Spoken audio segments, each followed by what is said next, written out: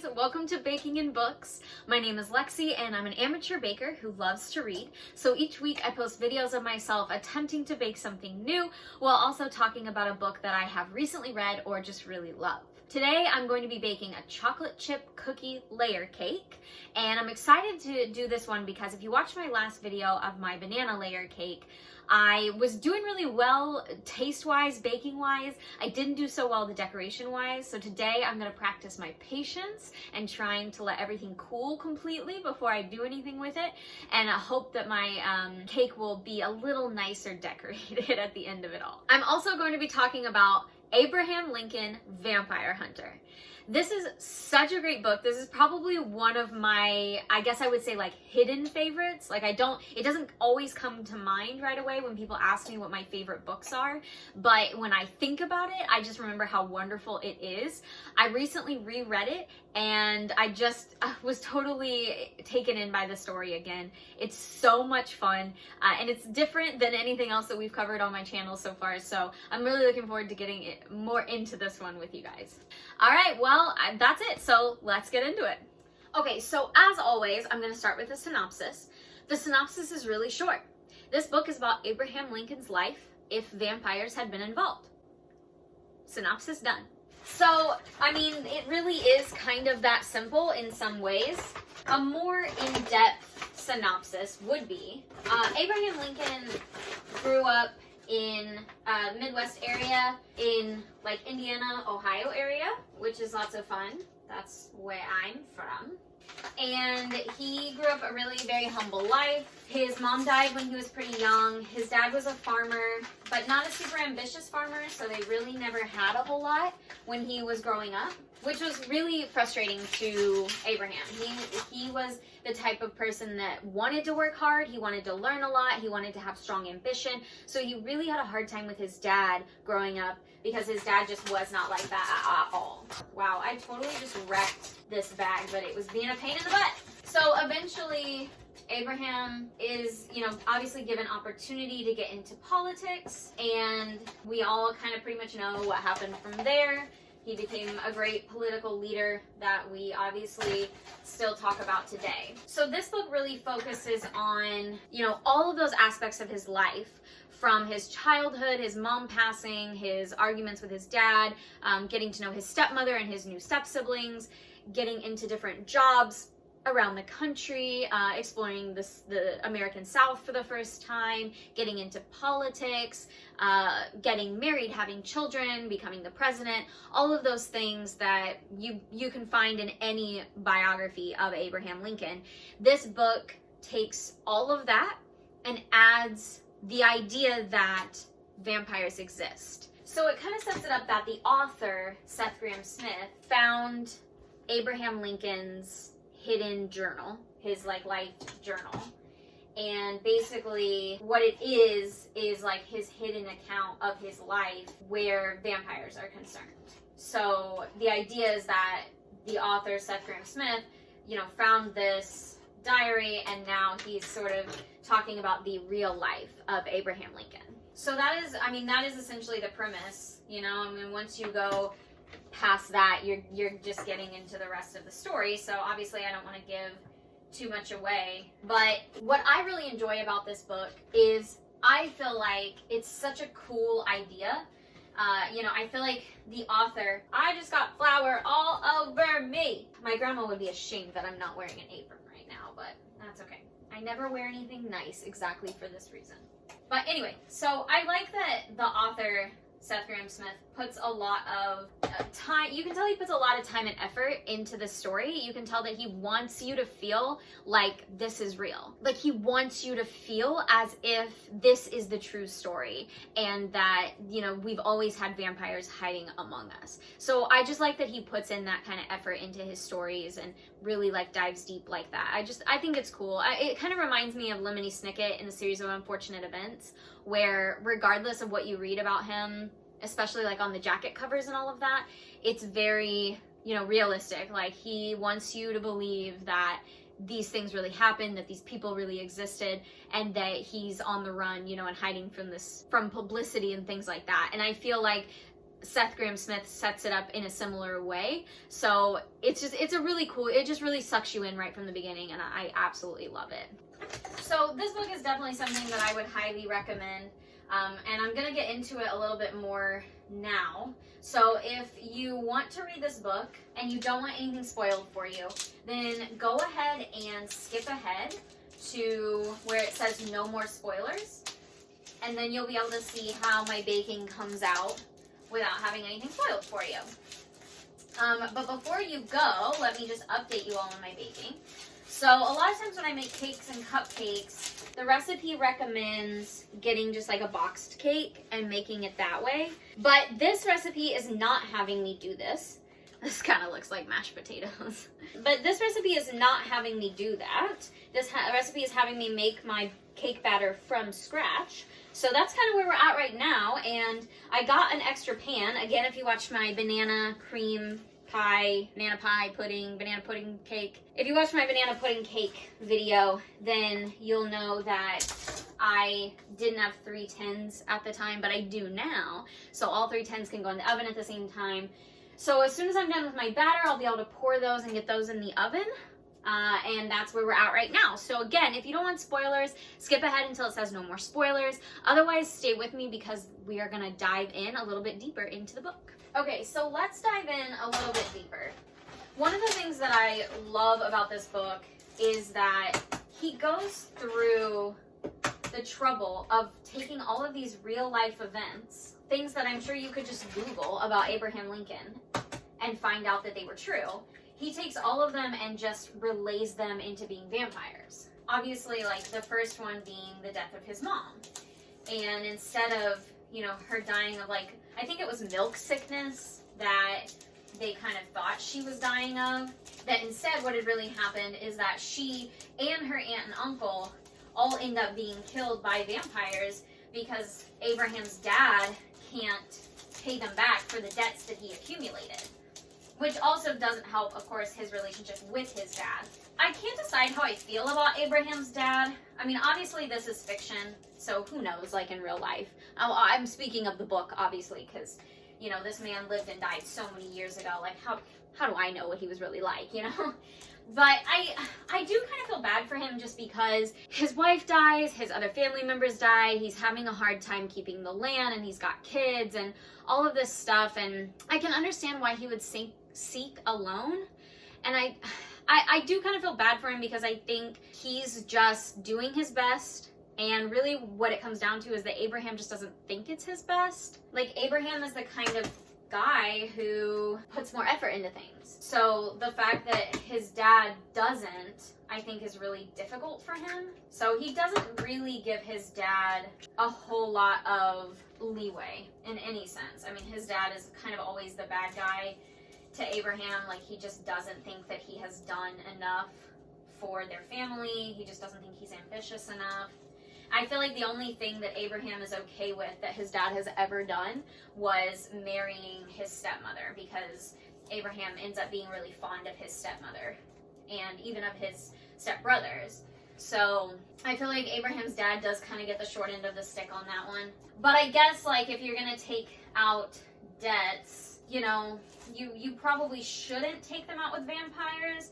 I can't decide if he knew or not that these people were vampires, because he does have that whole story where he thinks that his dad was murdered by vampires, and that he tells Abraham that when he gets really drunk. And so a part of me thinks, like, he knew he was going to vampires to get this loan. And I don't know. I mean, I've never been that desperate in that kind of situation, but that's probably not a good idea. You know, like, that's the last place you want to go for a loan. But I get it. I mean, he probably feels like he doesn't really have that much choice. So anyway, Abraham suffers a lot of loss, but I guess if you think about it, that time period, they didn't have the best medicine or doctors or anything like that. So of course people were going to die so much more easily because they just didn't have the ability to keep them alive. I mean, it's sad to say that, but I mean, that's just true. Even regardless of whether you're looking at this as, you know, the story about vampires or about Abraham's real life, like, that was just the times. They just didn't have the ability to keep people alive. I'm doing this a little differently than I'm supposed to. I know, none of you are surprised. but it's because I'm supposed to add flour mixture to the liquid mixture, but I put everything kind of in the wrong bowl. So now I'm putting the liquid mixtures into the flour mixtures because it's in a bigger bowl. I'm sure it will be fine. One thing I think that's really interesting too about this is Abraham killing his first vampire so young. Like, I know it was kind of a surprise, but that's one of the things in the book, I mean, aside from the fact that this is a story about vampires, that's one of the things in the book that kind of makes me like, I don't know that that would have happened. I don't remember that vampire's name. Jack, I think, Jack something, that that killed his mom and that his dad had the debt to. I think that, like, I know he wasn't expecting it. Like, he wasn't expecting Abraham as a young boy to be able to take him on, and he wasn't expecting Abraham to probably even know anything about vampires, but at the same time, like, for Abraham to just be able to kill him, like, right on the spot, I just think it's a little odd. I just think it's, I don't know that I believe that this, like, 9-year-old boy, or maybe he was 12, I don't remember. I just don't know that I believe that he would really be capable of doing that at such a young age. It's like, I want to believe that he would, because we're kind of in this whole story about how wonderful he was and all the things he could do. But at the same time, it is kind of difficult to believe that this really young boy could kill this really old and powerful vampire simply because he had the element of surprise and rage. Especially considering some of the more difficult fights that he gets into along the way. Like later in the book when he's actually hunting vampires and he actually knows what he's doing. And he comes across these vampires that, he also is having the element of surprise with them too. But he still has so much struggle with those. So I don't know that I really believe that. And I can understand why the film version kind of had, I think it's Jack. Hold on, let me look. I was right. It's Jack Bartz. Yeah, I can understand why the film version made him like the movie-long villain, and that it wasn't until much later that Abraham was able to kill him. Just because I think that, again, aside from vampires, the far-fetched thing about it is that Abraham was able to murder this very strong vampire, even as a young kid, basically, with no knowledge about killing vampires at all. So let's talk about Abraham meeting Henry Sturgis, who becomes his vampire guide. I think Henry is so interesting just because, it is so interesting to meet a vampire who is basically like turning against other vampires, and he wants people like Abraham to track them down. But it's interesting because he basically wants Abraham and people like him to do it all for him. Like Abraham asks him so many times, like, why do you not do this yourself? Like, you're clearly strong. But even though he's okay with other vampires dying, I think he eventually is like, well, it's just a moral code. Like, I can't kill my own kind. But I just think that's kind of odd because he is okay with them dying. He just doesn't want to do it himself. So, I don't know. But I like Henry just because he's such an interesting character. Because right from the start, you're looking at somebody who is a vampire but wants to train others to kill vampires. Because he knows that if not, they'll rise up and basically rule over humans, and he doesn't think that that's right. And if you're interested, I'll say this again at the end for other people who are interested that might be skipping this part. I am making a mess today. There is, theoretically, it's like a sequel / prequel to this book, and it's called The Last American Vampire, and it's basically Henry's whole story. So it's, how he got to the States and, lived all these years, which of course he does talk about later on when he's talking about, the vampire that turned him. And that's just so fascinating to me. Like, I didn't really realize that I was into historical fiction until this book. And truthfully, I haven't had a chance to read a lot of other ones, which is, kind of sad. But I love how he basically says, the mystery of Roanoke is solved. Like, it was a vampire who, you know, accidentally killed one person, got caught, and figured he had to kill everybody else. So it's just cool to me. Like, I just think it's really neat that we kind of get, you know, a whole glimpse of like actual history going on, as well as like the fictional parts of the story. I just think it's a really cool concept. And honestly, like, if you know of other books where it's like a historical fiction like this, I would absolutely love to read it, because I just think this is so much fun. Like, I just have a blast reading stuff like this. I don't know if this bowl will be big enough for the frosting, but we're gonna try it. Okay, anyway, back to Henry. So Henry has his little like house and everything that, you know, he brings Abraham to after Abraham tries to fight off the vampire and it doesn't work. And I don't really blame Abraham for being like scared or suspect of Henry, just because, I mean, he hasn't had any good dealings with vampires at all. So I think that Henry probably, I mean, he probably knew that. Like, he probably didn't expect Abraham to be totally chill, and that's why he keeps him like chained up, because he knew that Abraham would be really weird about it. Anybody would be. The thing is, in my opinion, I don't know that I would think of Henry as like a good friend. Like I said, there's the Last American Vampire, which is basically his whole story, and he definitely has had some really tough times, and you can definitely see in that story why he would not want vampires to take over our country and potentially the world, because he really hates himself and he hates vampires. But I also don't know that I would call him a great friend of Abraham's. I feel like he's really only there when he needs Abraham. Like, I know he sends condolences at different periods, and like, he's obviously very helpful to him, like when it comes to the politics and everything like that. But I just think that Henry focuses too much on his end goals, and I don't think he always thinks through what he's putting Abraham through and what he's asking him to do. So I understand his means and his motive. I don't know that I would call him like an actual friend of Abraham's. Also, I know some of you are totally judging me right now because I put my butter in the microwave to soften. But the thing is, when it's time to bake, it's time to bake, you know? And I just pull everything out of the fridge and the cabinets. I don't set out my butter ahead of time. And also, today is actually a pretty cool day, so it probably wouldn't have really gotten room temperature anyway. And I don't have time to be constantly beating this. I also don't have a very good mixer. I mix everything by hand right now still. So, you know, quit your judgment, all right? If it gets done, it gets done. Another thing that I think is really interesting history-wise in this book is how they portray the vampires versus slavery. Because, you know, obviously slavery was such a huge and sad part of our country, whether people want to admit that or not. It was, and I think that it's really interesting that this book kind of takes that spin on it.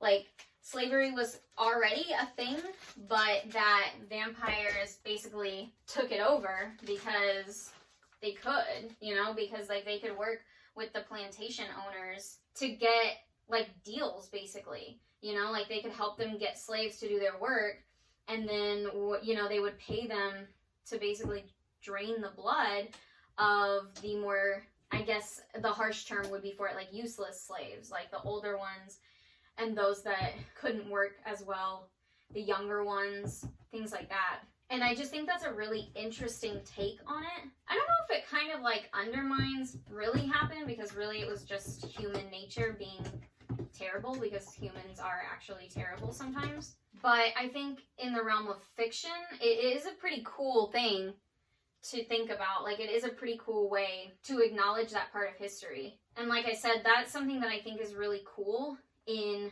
how Seth Grahame-Smith wrote the book, is just that different parts of history that we already know and accept are rewritten to include this silent night monster of the vampire, which I just think is very cool. And I don't know if you can see it, but this bowl is definitely not big enough for this frosting, but I'm trying my best because I don't have any other bowls. So we're just stirring slowly and making it work.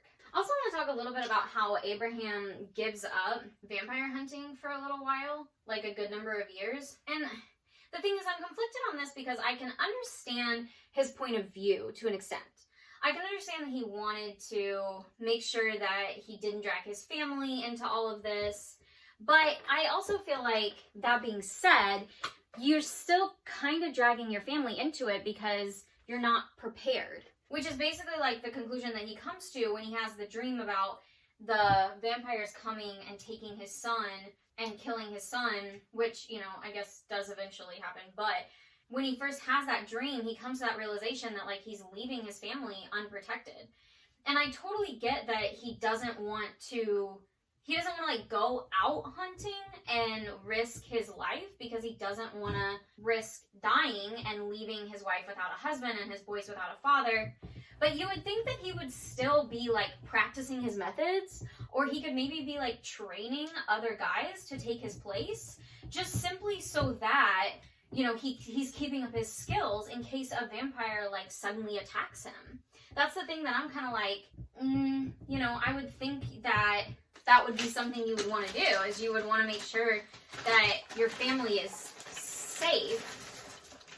So I don't really understand why he would just give it up completely when he should have known he was going to lose some of his skills and, you know, like, not be able to have as quick of reactions, especially as he gets older. Okay, side note again, this literally just says chocolate chips. Oh, it says chocolate chip cookies. Oh, I think I might have put chocolate chips in this frosting unnecessarily, so that could be interesting. Why can I not read directions? All right, well, it's too late now, so we're rolling with it. I mean, who knows? Like, that could be cool, right? To have frosting that just automatically has chocolate chips. I'll probably just need to cut a bigger hole out of my piping bag so that the chocolate chips can come out easier. I'm sure it'll be fine. I tried to make sure that I was letting everything cool properly, because remember, we're trying to be more patient.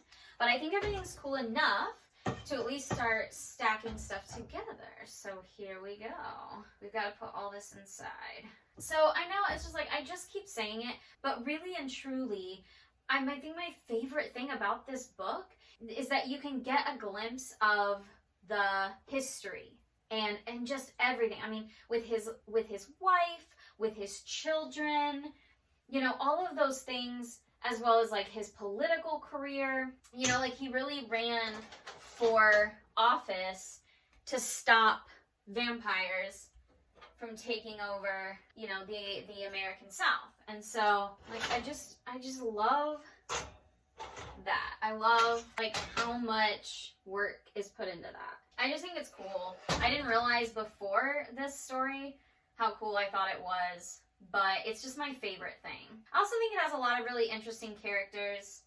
I do kind of like how the film version focuses a little bit more on the, like, villainous vampire characters. Like, I feel like you get a lot more about them. There's the female one I don't really remember the name of that you get a lot of focus on. And then, of course, like, Jack Bartz isn't killed in the beginning, so you get a lot of him as well. I just think that's kind of cool. Like, I wish there would have been a little bit more of that, but that's okay. I mean, I get it, too. It's not always easy to create this kind of story. All right. Look at us. I'm trying to figure out if it's cool enough for the icing. They're definitely cool enough to be put together. Just not sure if it's cool enough to start putting icing on it or not. I also like how there's a lot of foreshadowing to the ending of the book with Henry, because almost every time somebody important in Abe's life dies, he basically, like, reminds him, you know, there is a way to have them with you again. You just have to, like, say the word and I will do that for you. You know, just as long as you know, like, they'll never be the same. But I'm willing to do that for you if that's something that you really want.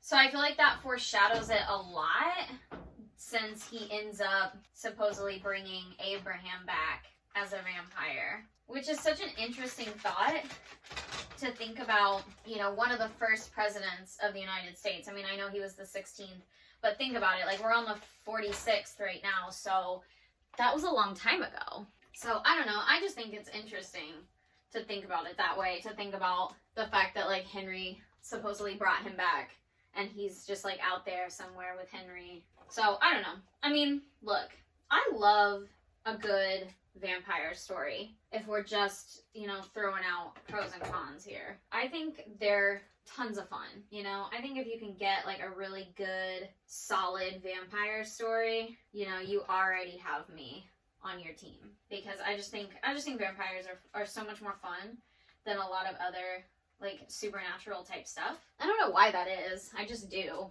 Now, okay, let's play the honest game. Do I think vampires are real? No, I don't. I think that with all the technology that is available to us today, I mean, you would know. You know what I mean? Like, you would know that vampires existed.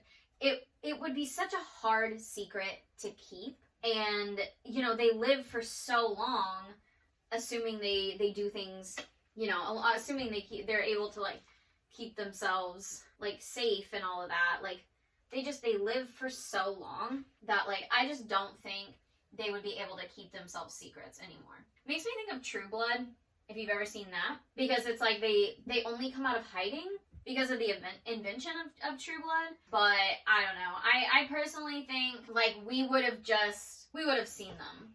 You know, if you want to debate something like aliens, sure, like, let's debate that, because, you know, they live in outer space, so it's like, how are you supposed to know everything that goes on in outer space? Or, like, some sort of sea monster, sure. But the thing about vampires is that they would have to live, like, right here with us. And, like, I don't know. I just think, especially because they're so popularized, like, people would be suspicious if, like, vampire deaths started becoming a thing. That's just my opinion. Okay, this icing is kind of runny. Like, it's not really covering that well. Maybe my cake is still too, like, warm, but it seems kind of runny in the bag, though. Like, not in the bag, but in the container. I don't know. I just don't know how you get icing to stay where you put it. Like, look at that. It just falls right off. I'm just trying to decorate this cake, and it's just not having it. So disappointing. Alright, if you left because of spoilers, go ahead and come back and join us. I have finished my cake. She's not gorgeous like I thought she would be, but here she is. So, we're having a little bit of mess of problems. I will bring it close so that you can see. The icing is naturally runny. Not sure if I missed an ingredient or I didn't put enough of something in. Not really sure. But the icing is naturally runny. I promise I waited for the cakes to cool for real this time before I tried putting the icing on. And I don't think that's it. I think the icing is just naturally runny. So it's not holding in places. Also, I was having a problem where the top layer wants to start sliding off. So the recipe didn't tell me to, but I think I should have taken like those long toothpicks and stuck them in there as supports, just because I think it's having a hard time staying up on its own. So I tried to make it pretty. It doesn't look like, I'm looking at it through your angle, it does not look pretty, but hopefully it'll taste good. So I'm going to cut it open and find out. I just want a little piece because I can already tell it's going to be super chocolatey and rich. Okay, so I'll let you see the cut piece so you can see the insides pretty clearly, where I put the cookie dough recipe that I was supposed to make. I had to make the frosting, of course, but then I also had to make basically cookie dough to put in the center of it. So you can see that pretty nicely, which I think is good. All right, I'm going to try to get a bite where I can get some cookie dough and some cake. It's kind of a big bite, but this is so good. I'm not a big icing person, but I'll taste the outside with the icing just to see how it came out. It's pretty good. I mean, I may not like the icing as much when it hardens, but when it's runny, which was a problem with decorating, it does taste good. I wonder if not cutting the tops of my cake off has anything to do with how it stays up. Obviously, that has nothing to do with the icing, but as far as the top layer trying to escape, I wonder if it's just too much cake. I guess that could be. I didn't cut off the top just because I like, for me, more cake the merrier. Like, why cut off cake? But I guess I could see how if there's too much cake, it's not going to stay in place. I think if I continue making layer cakes with, you know, more than two, I think 2 layers you're probably okay. But once you get to this 3-layer thing, I think I'm going to start using the, like, I don't know, I think of them as like long toothpicks, but you know, basically like the sticks that keep them supported, just because I think that's part of the issue, is everything has a hard time staying in place because it's not supported. It's definitely really rich, and I think I'm gonna be eating on this for like the rest of the day probably. But that's okay, because I think this turned out to be a success. I didn't get to decorate like I thought I was gonna get to. I really do think it's an icing issue because you won't be able to see it on camera, but I really did wait quite a while for these cakes to cool. I took them out of their pans after like 10 minutes, and then I gave them like 20-25 more minutes. Maybe that's not enough, but they felt pretty cool, and when I put a little bit of icing on, it didn't immediately start to like slip away. But I think the icing itself was really runny. If I made this again, I would definitely want to check the ingredients, make sure I did it correctly, just because I think the idea is to have a thicker icing, but this one wasn't quite thick enough. But it's definitely really good, so I guess at the end of the day, if you can eat it and it's good, that's all that really matters. If you have any other recipes that you want me to try, definitely leave them in the comments. I'm always open for new recipes, always looking to do new stuff. I would love to work on my decorating, so, you know, cakes, cupcakes, maybe even cookies, things like that. But I want to definitely look at getting into some harder stuff too. I think I'm kind of getting into the habit of how to do my videos and how to bake and talk at the same time. So always a learning process, but I think I'm getting it, and I might want to go down the road of some harder stuff. But if it's too hard and you send it to me, I'll just put it on my to-do list. I highly recommend this book. I said it a ton of times while I was baking, but one of my favorite things about this book is the play on history. How it just takes real life events and flips them so that vampires are involved. I mean, think about it. Vampires in the Civil War, and just run with that. I think it's so much fun. There is a prequel, sequel kind of book called The Last American Vampire. I will probably do a video on that in the near future, but if you really enjoy this, then definitely look for that because it's really fun as well. I don't really know much about Abraham Lincoln, but it's fun to see the things that I do know told with the aspect of vampires. So if you're into that at all, I do recommend this book. I would highly, highly recommend it. The first time I ever read it, I actually read it all in one day. I wasn't able to do that this time around, but it's a fairly quick read. It's easy, it's fun. If you like vampires and historical fiction, this is it right here. If you can, of course, shop local. It's always great to support local bookstores, or even just rent it from your local library. I love libraries, so definitely support them as best you can. If you have other book recommendations that you think I should read, drop those in the comments. I'm pretty open to anything, so I would love your suggestions. Again, thank you guys so much for your support. It really does mean a lot to me. I see you. I know that you're always watching, and I really, really appreciate it. If you had a good time today and you haven't already, then like and subscribe so that I can keep doing this. I mean, I do it for fun, but it is nice to know that other people besides myself enjoy it. So I really appreciate you guys spending your time with me, and I'll see you next time. Bye!